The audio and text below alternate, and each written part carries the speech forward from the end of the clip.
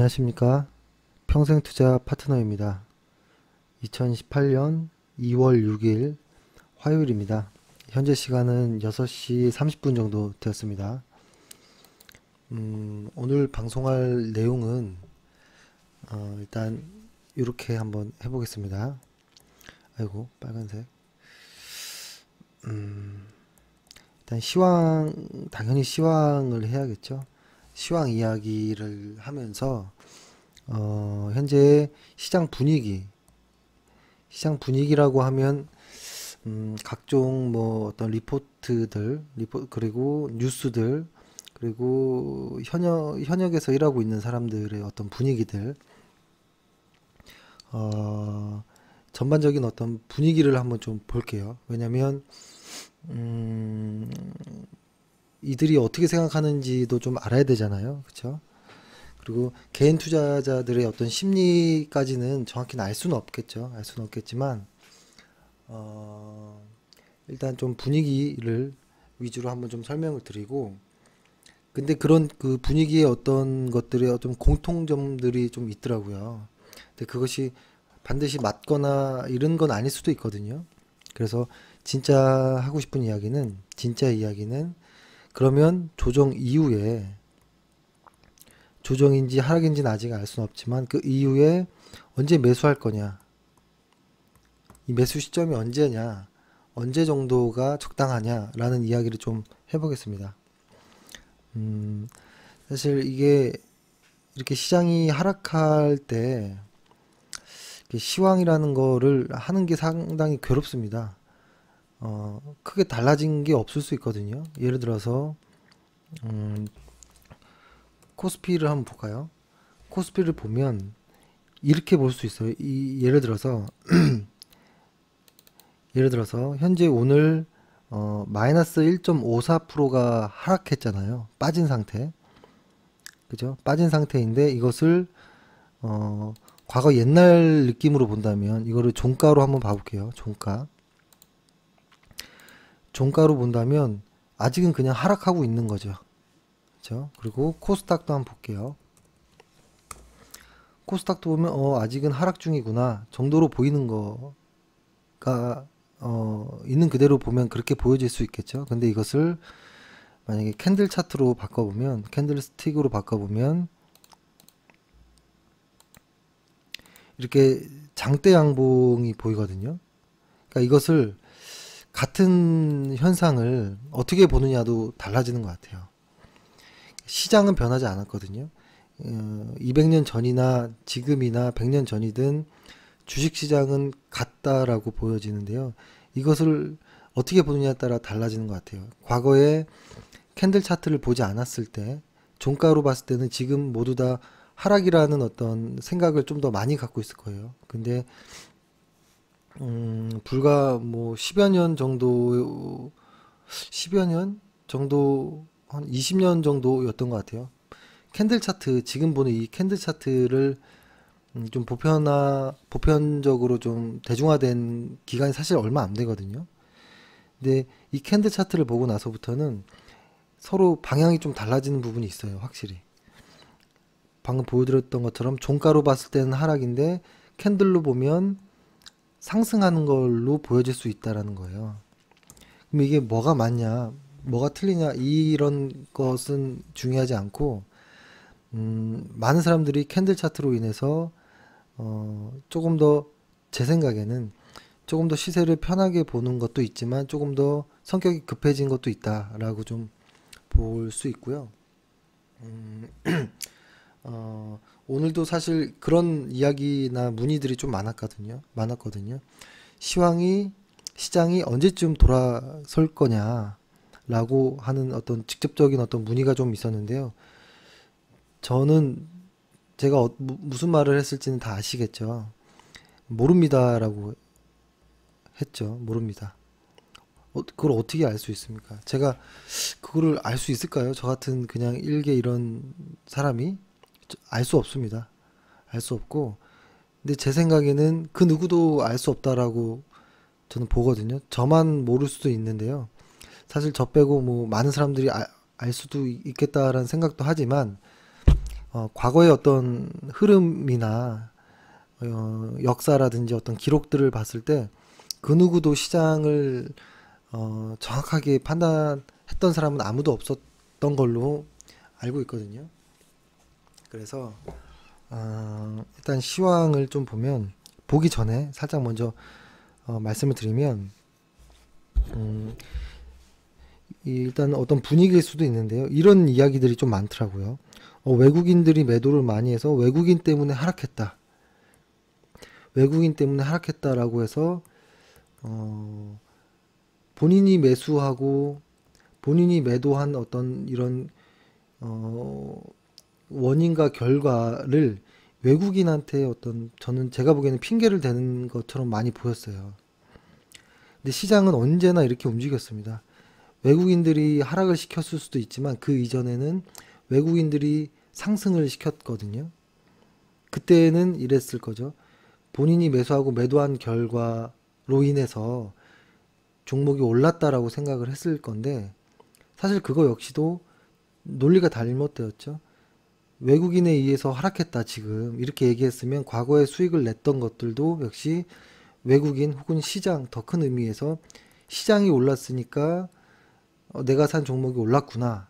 시장이 내렸으니까 내가 산 종목이 내렸구나. 이렇게 봐야 되는 게 그래도 좀 당당하지 않을까라는 좀 생각을 하고요. 시장에서는 어떤 핑계를 찾는 것은 상당히 불필요한 어떤 것들입니다. 아무 도움이 되지 않고요.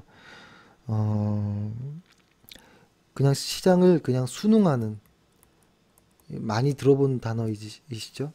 그냥 시장을 있는 그대로 보는 것이 가장 좋지 않을까라는 것이고 또 하나는 지금 아직도 최근에 통화한 분들이나 회사에 연락 오고 문의 오시는 분들 보면 매도 사인을 저번 주에 드렸고 사실 그리고 어제도 다시 한번 좀 인터뷰를 통해서 한번 좀 매도 이야기를 매도의 의견을 좀 드렸는데 아직 저희 회원분들도 아직 보유 종목이 좀 있으시더라고요. 근데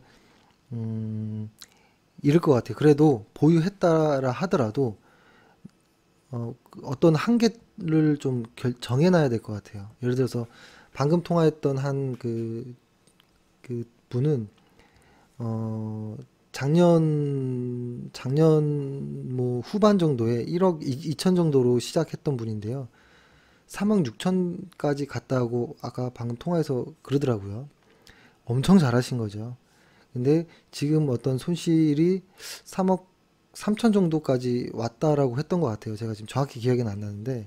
근데 이분은 나는 마이너스 5천만 원 정도까지는 기다려 보겠다. 다만 이 단위를 넘어가면 나는 무조건 매도할 것이다 라는 어떤 기준이 있거든요. 이런 분들은 전혀 걱정되지 않아요. 근데 그런 기준이 없이 시장이 좋아지겠지라는 어떤 희망으로 계속 붙잡고 있는 오늘 팔려니까 너무 빠져서 못 팔겠어요. 내일 반등하면 팔려고요. 뭐 이런 정도의 어떤 마음으로는 조금 위험하지 않을까라는 좀 생각을 합니다. 그래서 만약에 지금 시장에서 빠져나오지 못했다면 어떤 기준을 하나 자신만의 기준을 정해 두는 게 어떤가라는 생각을 하고요. 저의 기준은 이렇습니다. 시장이 상승으로 가던 것이 어떤 여러 가지의 과정을 통해 하락으로 전환될 때 만약에 여기에서 매도를 못하고 못 빠져나왔다면 그러면 저는 적어도 내 개별 종목이 마이너스 7에서 마이너스 8% 정도의 손실이 나면 저는 일단은 매도합니다. 당장 오늘 매도하고 내일 상승하더라도 일단 매도합니다. 왜냐하면 내일 상승도 있을 수 있고 횡보도 있을 수 있고 하락도 있을 수 있거든요. 이 셋 중에서 이 하나만 보고 결정하는 것은 좀 너무 시장을 좋게만 보는 것이 아닌가라는 거. 하지만 우리들만 상승이라는 단어만 머릿속에 있지 외국인들은 횡보 그죠? 그러니까 선물 옵션을 구조를 좀 변경해서 횡보일 때도 상승이 그 수익 구간을 만들 수 있고 그 조합을 통해서 그리고 하락일 때도 수익을 볼 수 있는 구간을 설정할 수 있거든요. 그러니까 우리만 계속 이쪽으로 보고 있을 때 남들은 이쪽에서 수익을 낼 수 있다라는 거예요. 그러면 안 맞겠죠? 이들은 한참 즐기고 있을 때 언제쯤 오나라고 생각을 할 거거든요. 근데 이쪽에서의 재미가 좋다면 이쪽은 한참 걸릴 수도 있습니다. 상승이라는 것은.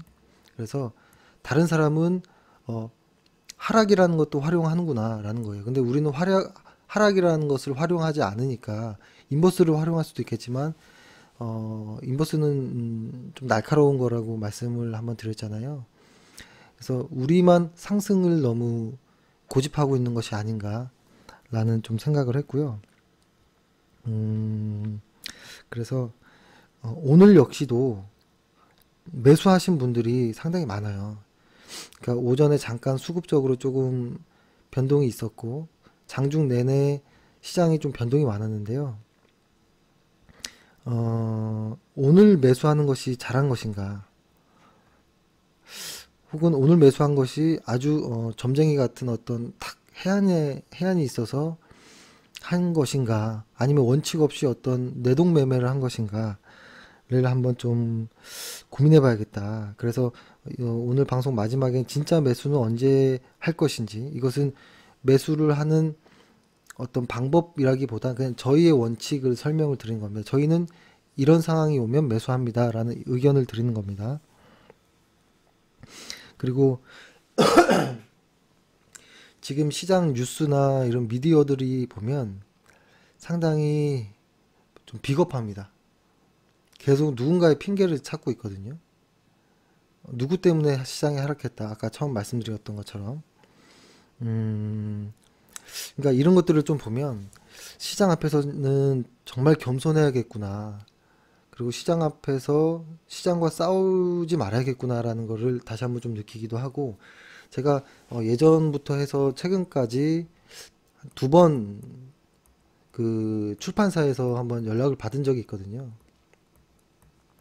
책을 한번 써보는 게 어떠냐라는 그리고 또 한 번은 기사 그 신문에 시황을 좀 연재해 보는 게 어떠냐라는 어떤 제의를 받은 적이 있는데요. 그러니까 최근 두 번 정도의 어떤 이야기가 왔을 때도 거절했고 시황에 대한 어떤 제의를 왔을 때도 거절했는데요. 거절한 이유가 사실 되게 간단합니다. 제가 뭐 바빠서 그런 것도 아니고요. 시장을 관심 없어 하는 것도 아니고 이유는 뭐였냐면 단순합니다. 잘 몰라서입니다. 잘 몰라서. 시장을 잘 몰라서, 주식을 잘 몰라서 거절을 했는데요. 그 한번 이야기를 해보면 제가 이때부터 주식을 시작했고 한 2000, 요때까지의 어떤 투자 방식은 가치 투자의 방식이 좀 많았거든요. 회사의 어떤 내재 가치를 구하는 거에 좀 재미가 들렸던 거, 그리고 회계의 어떤 사업 보고서라든지 회계 장부를 보면 뭔가 으쓱해졌었거든요. 근데 이제 서브프라임 이후에 서브프라임이 어떤 정도의 무서움이었냐면 최근 2, 3일 정도의 하락을 1년 내내 경험한다라고 보면 돼요. 1년 내내. 그때는 그 어떤 것도 이게 그 다시 원점으로 돌아가서 반성하게 되거든요. 그리고 이 이후에서 뭐 현재까지는 기술적 분석과 어떤 가치 투자를 좀 섞는 정도. 그래서 비율은 6대 4 정도의 비율을 좀 생각을 하는데요. 근데 요 당시 때 저의 매매했던 방식은 이때는 이게 맞는 줄 알았어요. 맞는 줄 알았고 이것이 전부인 줄 알았고 이게 최고인 줄 알았고요. 그리고 2000년도 초반에 들어왔을 때는 프로그램 매매에 한번 빠졌었어요. 프로그램 매매에 빠져서 엄청난 시간과 돈을 좀 썼던 적도 있고요. 그리고 지금 들어와서 하는 것들, 지금 하는 어떤 매매 방식들은 또 지금이 저는 생각하기에 지금이 맞다라고 생각하는 거거든요. 근데 지금이 2018년도인데 2028년도 정도 됐을 때 만약에 제가 지금 어떤 책을 쓰거나 시황을 쓰는, 지금 사실 제가 유튜브 하는 것도 그래서 사실은 너무 꺼려지는 부분이에요. 정말 하고 싶지 않은, 너무 창피한, 이때 됐을 때 지금의 어떤 저의 어떤 기록들을 보고 아 너무 창피하지 않을까 이런 생각 때문에 사실 책이나 시황을 다 거절했던 기억이 나는데요. 지나고 나보니 지금 생각은 이렇습니다. 나중에 또 달라질 수 있어요. 지금 제가 생각하는 어떤 매매 원칙들, 어떤 큰 틀의 원칙들, 작은 어떤 기술적인 이런 부분들이 이게 원칙이라고 예외가 없는 것도 아니고요. 플러스 알파가 생기면 계속 원칙은 달라지는 거거든요. 계속 예외가 생기기 때문에 또 예외에 예외가 또 생기고 또 예외에 예외에 또 예외도 생기는 이런 원칙들이 많아지다 보면 이 원칙들이 달라지거든요. 그래서 지금의 말씀드리는 원칙은 계속 수정하고 보완하는 이런 과정 중에 있는 것이고 아직 시장을 이해하지는 못한 것이 아닌가 저 역시도 그런 생각을 하고 그래서 기록을 남기거나 이런 것 자체 상당히 꺼려합니다. 그리고 예전에 제가 카페에다 글을 올린 것도 한번 다 지웠거든요. 몇 년 전에 썼던 것들도 사실 너무 창피한 거예요. 과거에 제가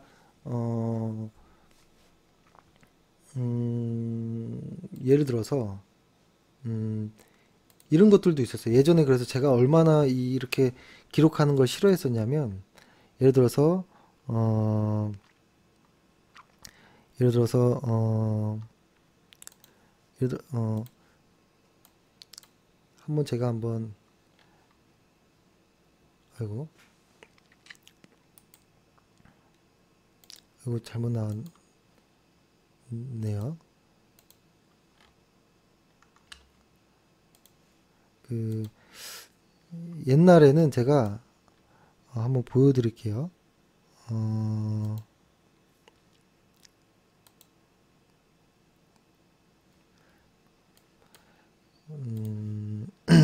이거는 제가 한번 이게 얼마나 창피한지를 이게 갑자기 보여드리려고 하니까 무척 창피하네요. 예를 들어서 한번 그러니까 시장에서 얼마나 겸손해야 되는지를 조금 말씀드리려고 하는 겁니다. 이게 맞나 모르겠네요. 제가 지금 제가 예전에는 그 고객들에게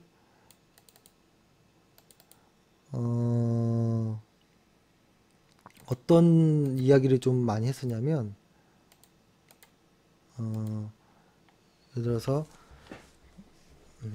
이게 언제였냐면 2016년도였던 것 같아요. 이때 제가 한 고객에게 연락을 하면서 한 고객한테 시황을 이게 전달하면서 적었던 내용인데요. 뭐 이런 이야기를 했던 것 같아요. 브렉시트 이후에 조정을 극복하는 모습에서 어떤 종목이 좋으냐, 뭐 이런 이야기를 뭐 이렇게 하면서 이런 식의 어떤 기술적, 그러니까 기본적 분석을 끝낸 이후에 기술적 분석에서는 이러한 상황이었다. 그래서 아마 지금 뭐 어떤 자리에서 뭐 매수 뭐 이야기를 좀 했던 것 같아요. 근데 시간이 지나서 2016년 이후에 주성 엔지니어링과 어떤 나스닥 이게 지금 나스닥 일간 차트 당시 때 모습인데요. 이게 언제냐? 그쵸? 이, 그쵸? 2016년도였던 것 같아요. 이때가. 이때 뭐 여러 가지 뭐 분석들을 이렇게 올리고 이렇게 놨는데 제가 이걸 왜 보여드리냐면 이거를 기억하고 아이고 이렇게 컴퓨터가 이렇게 오늘따라 어색하죠? 요건가 보구나. 그 주성 엔지니어링을 그때 제가 예전에 예를 들어서 한번 볼게요. 주성 엔지니어링이라는 종목을요. 2016년도 주간 차트로 한번 보면 2016년도에 주성 엔지니어링을 제가 요때 추천을 했던 것 같아요. 딱 요때 추천을 했고, 이때가 10,000원 미만이었고 18,000원 정도 갔으면 잘했다라고 생각은 들지만, 그때 제가 써놓은 글들을 보니까 확언을 좀 하더라고요. 확신. 어떠어떠한 사유로 확신을 한다는 식으로 제가 시황이라든지 어떤 주식 이야기를 했던 것 같아요. 그러니까 당시 이 분의 자산이 상당히 컸거든요. 상당히 컸던 기억이 나는데, 그러니까 저의 어떤 확신 때문에 이분은 거의 전액을 이제 투자를 했던 기억이 나고, 근데 우연히 아주 운이 좋게 이게 2배 정도 수익이 나서 다행이었지, 틀렸으면 저는 아마 도망 다닐 수도 있었을 겁니다. 아마 그렇게 확신을 했다라는 것 때문에, 그 누군가에게 확신을 주는, 그러니까 저의 어떤 논리를 이해시키기 위해서 조금 더 강하게 이야기를 하거든요. 막시 설득시키려고 주식을. 근데 주식을 누군가에게 설득시키는 건 아닌 것 같아요. 제가 왜 저의 원칙을 누군가한테 설득해서 이 원칙이 맞다라고 할 이유가 전혀 없거든요. 근데 제가 이런 기록들이 계속 남는 거에 대한 어떤 부담감이 상당히 컸는데, 음, 그래서 제가 이렇게 조금 소심하게 시황도 이야기를 하고 안전 투자를 계속하고 하는 것 같아요. 그래서 제가 드릴 결론은 뭐냐면, 어떤 저의 성격도 바뀔 수 있고 저의 매매 패턴도 달라질 수 있고 모든 게 달라질 수 있어요. 근데 하지만 딱 안 변하는 하나는 딱 있다라는 걸 느꼈어요. 지수 그 자체는 변하지 않는다라는 거예요. 지수 그 자체를 바라보는 시각은. 그 의미는 뭐냐면, 지수가 왔다 갔다 이렇게 할 때, 그죠? 지수가 상승할 때는 모든 종목이, 아주 우량한 종목을 샀다면 대부분 수익을 내고요. 지수가 하락할 때는 그 어떤 종목이라도 수익이 안 납니다. 그리고 다시 또 지수가 상승할 때는 모든 종목이 또 수익이 나고, 그 어떤 종목도 수익 내기 어려운, 이게 계속 반복되는 것은 불변인 것 같아요. 근데 이 안에서 언제 매수를 하고 얼마의 비중을 매수하고 어떤 종목을 매수하고 어떤 무언가를 어떤 기준에 의해 어떤 것들을 매수하는지, 이런 것들. 그러니까 저희가 현재 ROE의 증가율을 보고 EPS가 적어도 월 20% 이상, 연 20% 이상 증가하는 업체들, 뭐 여러 가지들을 찾는 어떤 체크리스트들이 달라질 수도 있다라는 겁니다. 하지만 이 지수 자체를 바라보는 시각은 제가 주식을 처음 경험했을 때부터 지금까지는 달라지지 않았던 것 같아요. 시장이 상승할 때는 상승하는 주식이 많았고, 시장이 하락할 때는 하락하는 주식들이 많았다라는 거. 그래서 시장에게 어떤 지수 그 자체를 핑계 삼을 수는 없는 것 같아요. 왜냐면 이 지수를 나침판으로 수익도 냈고, 그죠? 수익도 내봤고, 하락할 때는 운이 좋게 빠져도 나와봤고, 다시 시장이 또 상승할 때는 그 나침판을 보고 또 매수를 해서 수익을 내고, 이런 거였기 때문에 이 지수 자체를 그냥 나침판 혹은 있는 그대로 변하지 않는 것, 이렇게 보는 게 저는 지금까지 딱 하나 얻은 결론인 것 같아요. 그래서 만약에 누군가 저에게 다시 한번 책을 써볼래라고 하면 할 말이 없어요. 오로지 그냥 지수가 상승할 때 좋은 종목을 비중을 조금 분산해서 흔히 말하는 몰빵 투자를 하지 않고 매수를 하는 게 어떤가요? 정도밖에 아직 결론에 다다른 게 없거든요. 그래서 이것을 아마 지독하게 좀 많이 이야기를 한 것 같아요. 하지만 지수를 매일매일 본다는 것 자체만큼 좋은 방법이 있을까라는 생각을 합니다. 그래서 코스피 월간 차트, 주간 차트를 보지 말고 일간 차트로 한번 볼게요. 일간 차트로 보면 코스피 일간 차트, 코스피 일간 차트를 보면 코스피가 저번 주 금요일을 계기로 해서 이제 3일 연속 이렇게 하락했거든요. 보통 3일 연속 하락하면 기술적인 반등이라든지 뭐 무언가들이 좀 튀어나오게 마련입니다.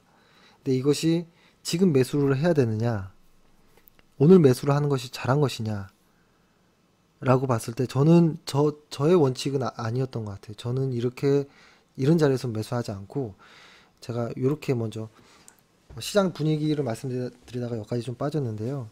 이렇게 매수하는 걸 좀 권해드립니다. 예를 들어서 지수가 이렇게 된다고 했을 때, 그쵸? 했을 때 저희는 보통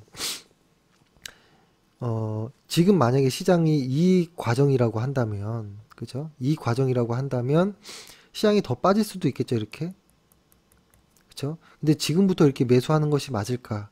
근데 오늘 매수한 사람은 내일 이렇게 간다라는 생각으로 매수를 한 거겠죠? 그쵸? 그러니까 오를 거라는 걸로 매수를 했다라는 거겠죠. 어떤 무언가가 있었겠죠. 근데 저희가 볼 때 오른다라는 건 뭐냐면 적어도 지수가 바닥을 치고 상승하는 이 구간, 이 여기를 저희는 추세 전환이라는 이야기를 하고 요때를 추세 전환의 어떤 연속성에 대한 것을 확인하고서 매수를 하거든요. 이 방식을 설명드릴게요. 어떻게 하는지. 이거는 저희 원래 회원분들은 다 아실 거예요. 저희가 이때를 팔로우 스루 데이라고 말씀드리고 이때를 추세 전환이라고 얘기를 하잖아요. 피봇 포인트가 발생하는 피봇 시점, 그죠? 피봇할 시점이 나오는 이 구간. 근데 예를 들어서 이럴 수 있어요. 시장이 이렇게 됐을 때 만약에 이 바닥에서 사서 정확히 이 천장에서 팔기를 원한다 라고 한다면 이분은 주식하면 안 됩니다. 이분은 도박사예요. 도박사. 이거는 불가능한 거에 도전하는 거고요. 이런 거는 결코 한두 번은 있을 수 있어도 30년 정도 주식을 하려고 마음 먹었다면 불가능한 게임이에요. 위험해집니다. 이렇게 리스크를 떠안는 거는 차라리 도박이 더 수익이 좋을 수 있어요. 주식보다. 위험한 것이고. 그러면 어떤 거냐라는 거죠. 그러니까 보통 사람들이 지금 만약에 시장에서 이렇게 시장이 하락할 때 매수를 한다라면 이 상승을 생각한다는 거잖아요. 근데 이 상승이 여기서 상승이 올지 여기서 상승이 올지는 아직은 모르지만 일단 상승을 예상한 거잖아요. 그러면 이 구간은 어떤가라는 생각을 하는 거예요. 예를 들어서 다시 한번 또 그려보면 시장이 빠지고 하락하는 것을 볼 때 여기서 만약에 매수를 하고 싶다라면 같은 위치인 차라리 여기 이쪽이 매수 구간으로 보면 더 어떨까라는 생각을 합니다. 이렇게 위험한 구간에서보다. 이 말은 시장이 예를 들어서 이렇게 하락하던 시장이 반등하지 못하고 이렇게 하락할 수 있거든요. 어디까지 빠질지 몰라요. 하지만 적어도 시장이 하락하는 걸 확인하고 남들보다 이 바닥에서 사진 않았더라도 조금 늦게 사더라도 결국엔 이때 물타기식으로 지금 어제 이렇게 매수한 것만큼의 평균 단가는 같아질 거예요. 더 안전한 곳이고 여기가. 그리고 매도라는 시점도 사실은 이 언저리를 천장에서 매도를 못 하니까 그렇죠? 이 언저리에서 이제 매도를 하는 것이죠. 안전하게. 여기서 빨리 매도를 해도 되고 꺾이는 거 보고 매도를 해도 되고.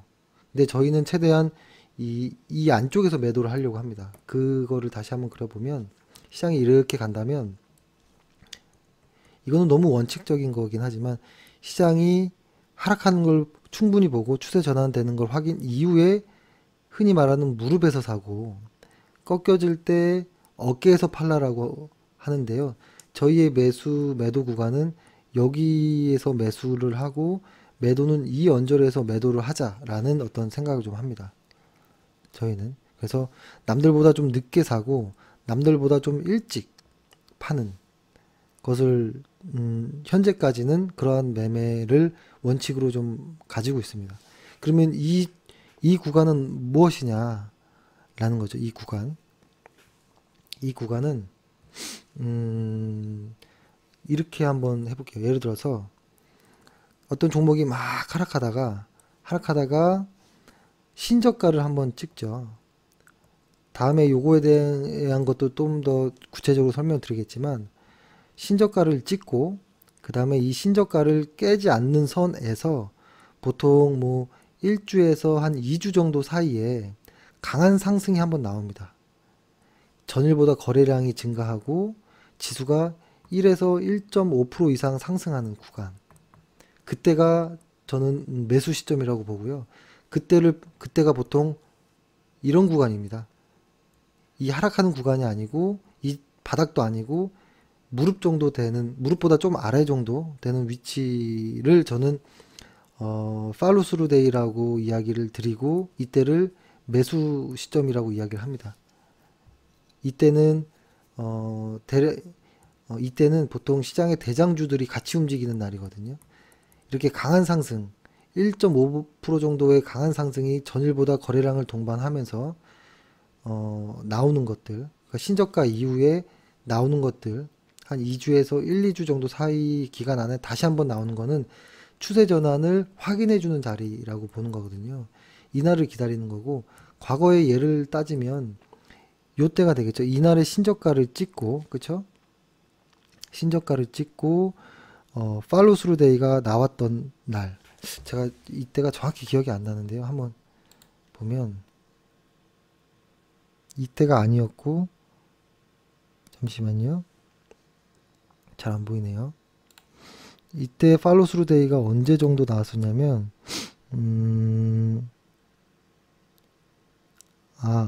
요때가 추세 전환이었었고, 아마 요 정도였던 것 같네요. 이 정도가 아니고 언제였나? 이날이었었나? 아마 제가 지금 정확히 기억이 안 나는데 제가 체크해 놓은 게 없어서 요 언저리쯤인데요. 제가 요거를 한번 다시 한번 그 매일매일의 어떤 상황을 실시간으로 한번 설명드릴게요. 이 과거에는 요 자리였었잖아요. 제가 잠시만요. 업종 차트로 한번 봐볼게요. 요때가 신저가, 종가상 신저가를 찍고 요때가 팔로우 스루 데이가 나온 날이었거든요. 그쵸? 그리고 요때가 요때네요. 그쵸? 이때가 사실은 요때 신저가를 내고요. 이때의 팔로우 스루 데이로 저희가 이때가 두 번째 신저가 이후에 아마 이때였나요? 이때였었나? 그랬던 것 같아요. 예, 맞네요. 이때였던 것 같아요. 이게 약간 조금 변칙적인 부분도 많긴 한데요. 그러니까 요렇게 좀 헷갈리는 부분도 있습니다. 헷갈리는 부분도 있고, 저 역시도 기록을 안 해놓으면 기억이 안 나는 부분인데요. 이때가 저희가 아마 매수를 다시 시작했던 시기였고, 아마 요때가 매도를 했고, 다시 요때 매수를 시작했고, 이때 매도를 했던. 근데 이것이 뭐 며칠 틀려도 괜찮습니다. 그냥 시장을 있는 그대로 하루 이틀 정도 늦게 발견하는 것도 괜찮은 겁니다. 너무 늦지만 않다면. 그래서 크게 봤을 때 이 구간에서 매수, 이 구간에서 매도, 이 구간에서 매수, 이 구간에서 매도, 이렇게 지금 오고 있는 상황이잖아요. 그래서 이런 구간에서 수익이 날 것이고 좋은 회사라면 이 구간에서는 휴식을 취하고, 여기서 다시 수익을 보고 여기서 다시 휴식을 취하는, 이런 게 계속 반복되는 거예요. 근데 최근에 어떤 하락이 사실 너무 컸다라는 것이고, 그렇죠? 그래서 조금 놀랬다라는 걸로 좀 되고, 그래서 이제 앞으로 추후에 여기의 상황이 어떻게 전개될지를 한번 매일매일 좀 체크를 해보려고 합니다. 예를 들어서 일단 오늘 같은 날 전저점을 깼지만 종가상 코스피 지수가 종가상 올린 것은 상당히 의미 있는 모습입니다. 상당히 의미 있는 모습이에요. 오늘 자리 같은 자리도 거래량까지 증가했죠, 전일보다. 근데 오늘 매수하는 게 아니에요. 오늘 매수하는 게 아니고 저희는 아까 말씀드렸던 것처럼 한 1, 2주 정도 사이에 전일보다 거래량이 상승하고 지수 그 자체의 상승률이 1에서 한 1.5% 정도 이상 상승이 되는 그런 시점이 만약에 나온다면, 이렇게 올라가다 탁 나온다면 이때가 매수 시점입니다. 근데 이 날이 나오지 않으면 시장은 돌아서지 않았다라고 판단을 하고 매수를 계속 대기하고만 있을 겁니다. 좋은 종목들을 계속 추스리고 있고. 근데 보통 시장이 이렇게 하락하고 돌아서는 이 구간에 대장주들은 뭐라고 할까요? 이게 수축을 합니다. 수축했다가 이제 탁 확산되기 직전처럼 수축 확산 되는 게 시장이 하락할 때 대장주들은 수축이 돼 있다가 시장이 돌아 나갈 때 대장주들은 조금 더 높은 변동성으로 좀 더 빠르게 올라가거든요. 그래서 다행히도 우리는 지수라는 어떤 나침판이 있기 때문에 이 지수를 보면서 급하지 않게 매수 매도를 하는 게 어떤가라는 생각을 합니다. 그래서 제가 오늘 팔로스루 그 추세 전환이라든지 그거의 연장을 확인하는 이런 방식을 제가 조금 더 구체적으로 좀 설명을 드리기보단 제가 이전에 설명해 놓은 동영상이 있거든요. 거기서 자세히 설명을 드렸거든요. 찾아보시면 한번 좀 참고가 되실 거고, 앞으로는 지수가 그날그날 어떻게 움직이는지를 매일매일을 좀 확인하면서 팔로우 스루 데이가 언제인지를 한번 같이 좀 고민해 보는 그런 시간을 좀 가지면 좋을 것 같습니다. 그 정도 하면 좋을 것 같고, 그리고 지금 최근에 나오는 시장에서의 어떤 리포트들 있죠. 이런 리포트들은 달라지는 거라고 말씀드렸죠.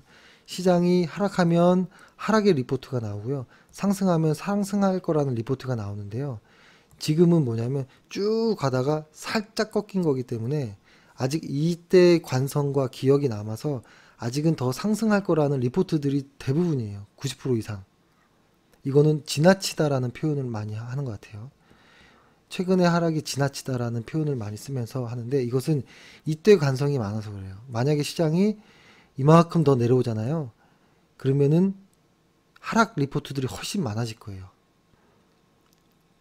그러니까 지금의 어떤 긍정적인 어떤 마치 달래는 듯한 지금 시장은 빠지지만 앞으로 올라갈 거야, 이런 어떤 달래는 듯한 리포트에 속지 마시길 바라고요.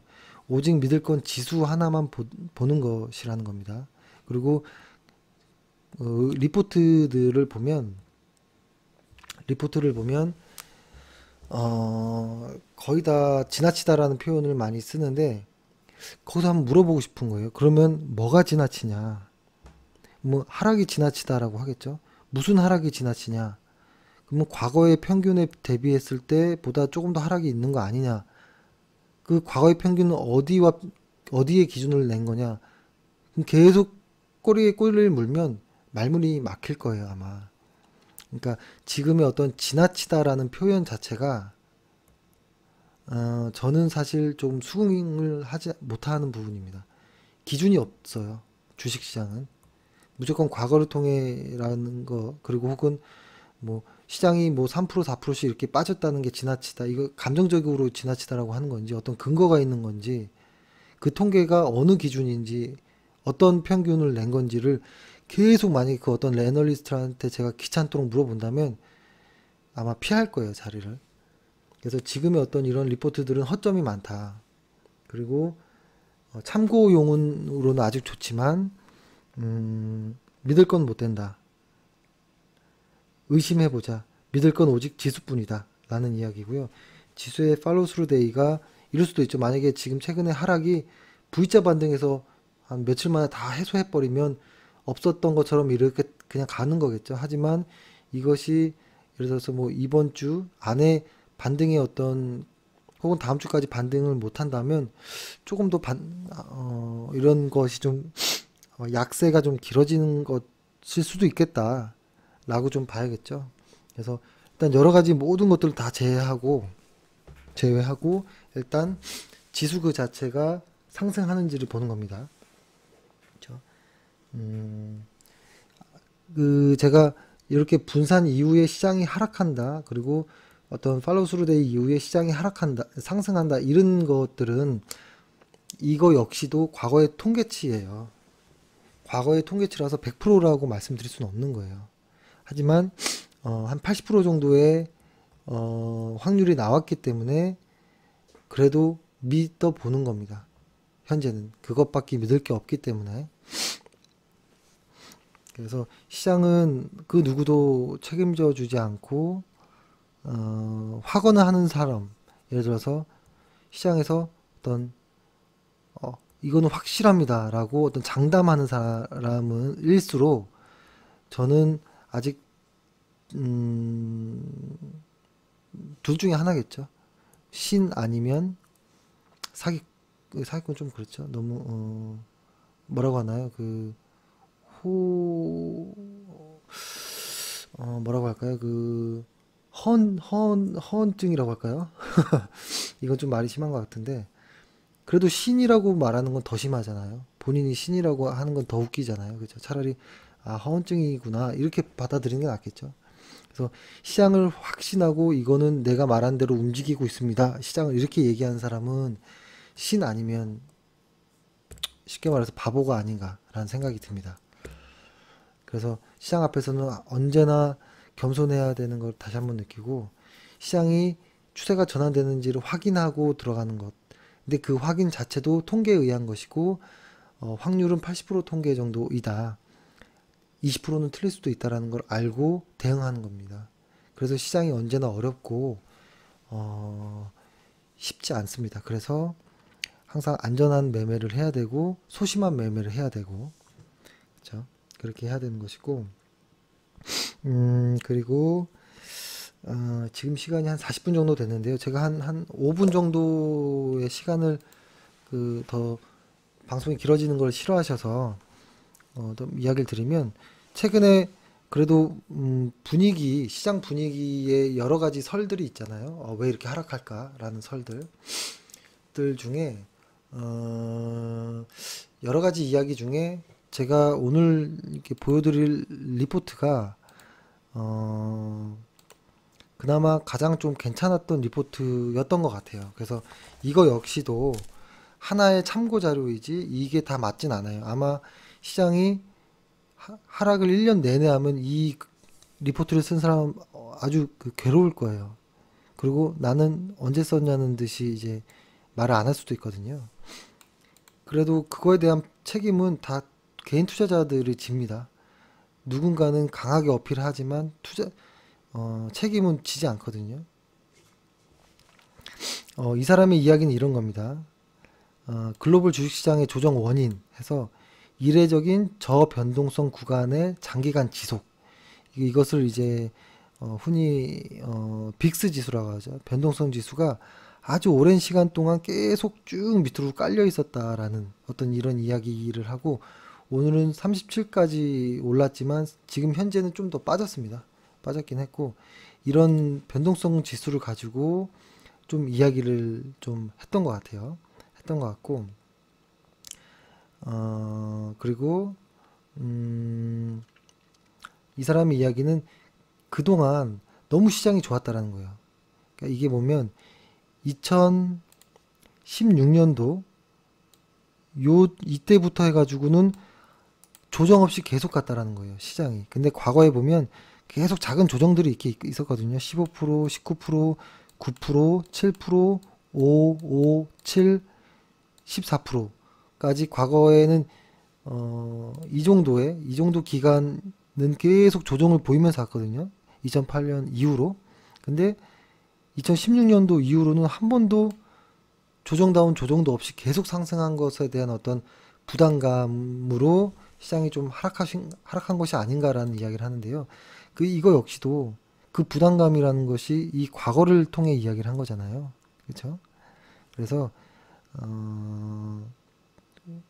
그 정도로 이해하시면 좋을 것 같고 그 다음에 이 사람의 또 하나 이유는 금리 상승도 주식시장 조정 원인이다라는 것인데요.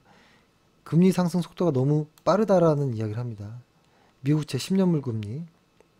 근데 이것을 이 사람은 조금 더 길게 봤던 것 같아요. 길게 이렇게 추세를 봐서 기술적으로 조금 판단을 해서 이 구간에서 어떤 무언가가 나오지 않을까라는 생각을 하는데 이 사람의 예상은 과거에 이런 어떤 기술적인 어떤 패턴을 만들었던 것처럼 이번에도 이 정도까지면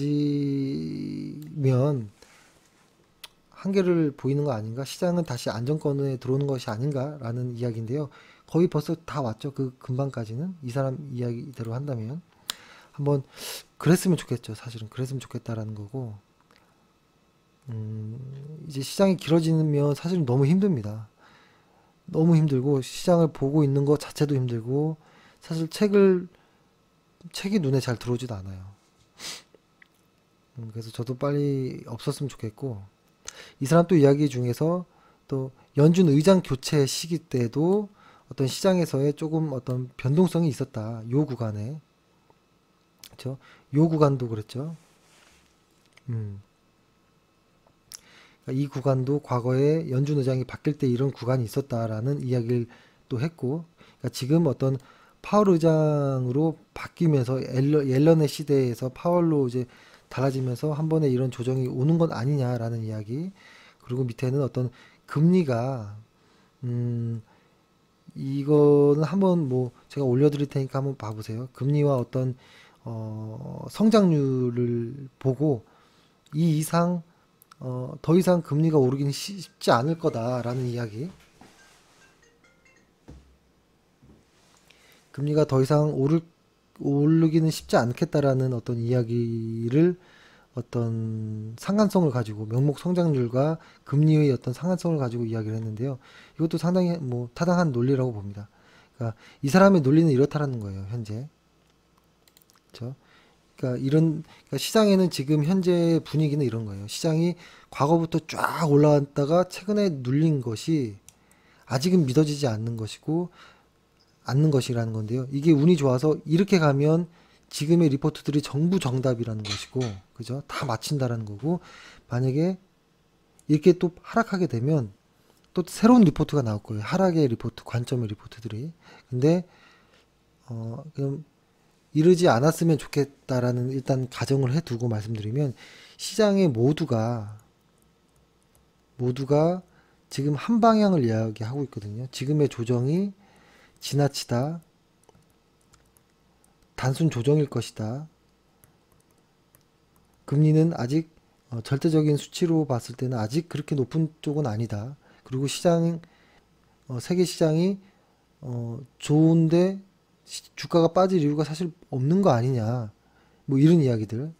GDP들 다 상승을 다 시켰고, 그죠? 변경을 했고. 그래서 모두들 지금 다 이 단순 조정으로 보는데요. 과거에서 보면 다 틀렸던 것 같아요. 시장에서 모두들 우려할 때 오히려 시장은 버티고 올라갔고요. 시장에서 그러니까 시장에서 이건 단순 조정이다라고 하면 시장이라고 하는 것은 이런 그 관계자들, 전문가들을 포함하는 겁니다. 시장에서 이거는 단순 조정이고 이렇게 갈 거라라고 하면 시장은 여지없이 밑으로 빠졌고요. 근데 이번에는 하락이 클 겁니다라고 하면 어느 순간 또 반등을 해버리고 이런 경우가 더 많았던 것 같아요. 그래서 제가 이런 분위기를 말씀드리는 것은 일단은 참고용으로 일단 보자라는 거예요. 시장이 과거의 긴 상승의 어떤 기억과 간성이 있어서 지금의 하락이 이제 3일 정도밖에 되지 않았기 때문에 받아들이지 못하는 걸 수도 있고 아니면 진짜 정확하게 단순 조정이라고 마친 걸 수도 있습니다. 하지만 아직 둘 중에 뭐가 결정난 거는 아니라는 거예요, 결론은. 그렇기 때문에 지금은 시장을 진입하는 건 아니다. 일단 여기서 매도를 했다면 아직 진입 시점은 아니다라는 것이고 진입 시점에 대한 이야기는 시장의 일일 매일매일 확인해 가면서 한번 말씀드려보고 해볼게요. 그래서 일단 지금은 시장이 이쪽과 1번과 2번의 방향이 남아있다라는 거예요. 아직 결정된 건 아무것도 없습니다. 그래서 섣불리 진입하거나 이러지 않으셨으면 좋겠습니다. 남들보다 조금 늦어도 평균 단가는 같을 수 있습니다. 지금 이렇게 시장이 간다라고 했을 때 지금부터 매수를 하나 나중에 매수하나 같습니다. 오히려 시간을 단축할 수 있겠죠. 이만큼의 시간을 내 스트레스를 받지 않잖아요. 그죠? 그래서 오늘 이런 정도의 말씀을 드리고요. 제가 오늘 방송하는 과정에서 조금 막말도 한 것 같아요. 그죠? 말을 좀 심하게 했고 이것에 대해서 혹시 기분 나쁘셨던 분이 있다면 좀 죄송하다는 말씀드리고요. 그러니까 사석에서 하듯이 말이 좀 이렇게 나온 건데요. 그러니까 좀 어, 좀 솔직하게 이야기를 하려다 보니까 좀 그렇게 된 것 같습니다.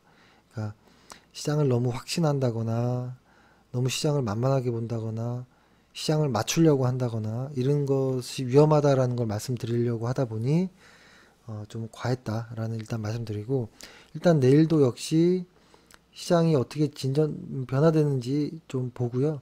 오전에 급하게 매매한다거나 뭐 이런 거를 없으셨으면 좋겠습니다. 매매를 좀 자제하시는 게 좋을 것 같고요. 음, 시장은 아까 그 그래프를 봤잖아요. 음, 어, 시장은 언제나 조정이 있습니다. 근데 길게 뻗어놓고 보면 우상향하는 우상향하는 것이 맞는 게 아닌가. 근데 더 긴 차트를 보면 이렇게 오거든요. 더 긴 차트의 모양을 보면 한 100년짜리를 펴놓고 보면, 그렇죠? 그래서 일단은 장기 투자의 관점으로 마음을 편하게 먹고 오직 믿을 거는 지수 하나다. 이것이 오늘의 결론입니다. 지수만 바라보고 지수가 안내하는 방향으로 저희는 그냥 뒤따라서 가면 됩니다. 저의 원칙은 이런 방식이고요. 혹시 조금이라도 참고가 된다면 참고하시면 좋을 것 같고, 혹시 궁금하신 내용은 회사에 전화를 하셔도 됩니다. 5380이죠, 우리 회사가. 갑자기 전화번호 기억이 안 나네요. 저희 회사가 예, 맞네요. 1588-5380. 전화하셔서 좋은 아이디어가 있거나 나는 시장을 이렇게 본다라고 생각하시는 분들은 편하게 전화 주십시오. 전화해서 뭐 이런저런 이야기를 좀 나눌 수도 있습니다. 다만 지금 시장에서 종목이 물렸는데 어떡하죠? 이런 이야기 말고요. 그렇죠?